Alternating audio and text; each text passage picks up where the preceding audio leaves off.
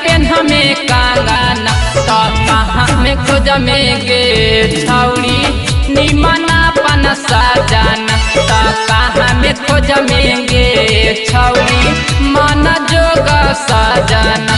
शेखपुरा के पेन्हबै साया साड़ी गया के पेन्हबै कंगना शेखपुरा के पेन्हबै साया साड़ी गया के पेन्हबै कंगना नवदे में खोजबै रे छौड़ा निमनापन साजना नवदे में खोजबै रे छौड़ा निमनापन साजना।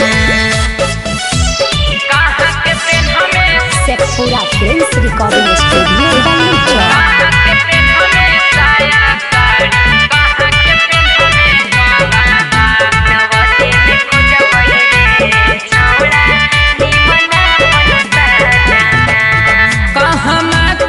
छौड़ी सातम हिली लारगे अगे कहाँ के टिकुली छौड़ी सातम हिली लारगे अगे कहाँ के पायल पिन के घूमम ही बाजार गे अगे कहाँ के पायल पिन के घूमम ही बाजार गे।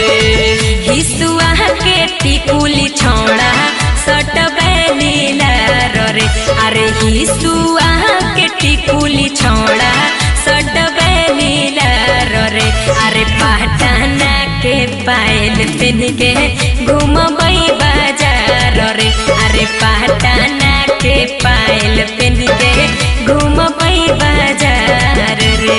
कहाँ के किना में बाली होठा लाली कहाँ के किना में लहंगा कहाँ के किना में बाली होठा लाली कहाँ के किना में लहंगा ता कहाँ में खोज में गे छौड़ी मन जोग सजाना ता कहाँ में खोज में गे छौड़ी निमनापन सजाना। बड़ बीघा में किनबै बाली उठा डाली लखीसरैया में लहंगा बड़ बीघा में किनबै बाली उठा डाली लखीसरैया में लहंगा नवदे में खोजबै रे छौड़ा मन जोग सजना नारदीगंजे में खोजबै रे छौड़ा निमनापन सजना।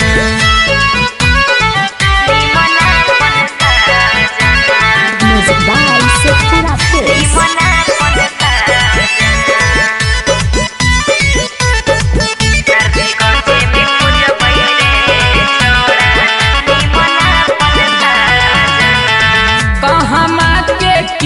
मतुला गाबो हखी गा लगे अगे कहाँ के कीरी मतुला गाबो हखी गा लगे अगे भोग लियो दीवाना देख के रेशम जैसन बा लगे अगे हो गेलियो दीवाना देख के रेशम जैसन बा लगे।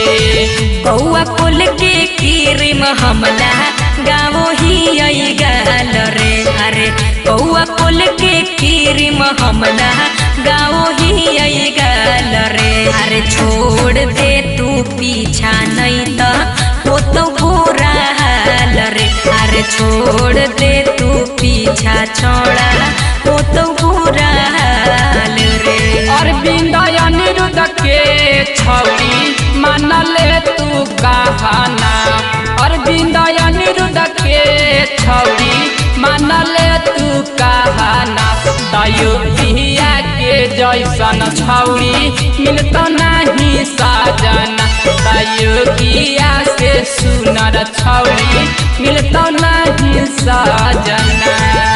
अरे छौड़ा तोरे से न बियाह करबो मजाक कर रहलियो तुम तो नवदे के ही।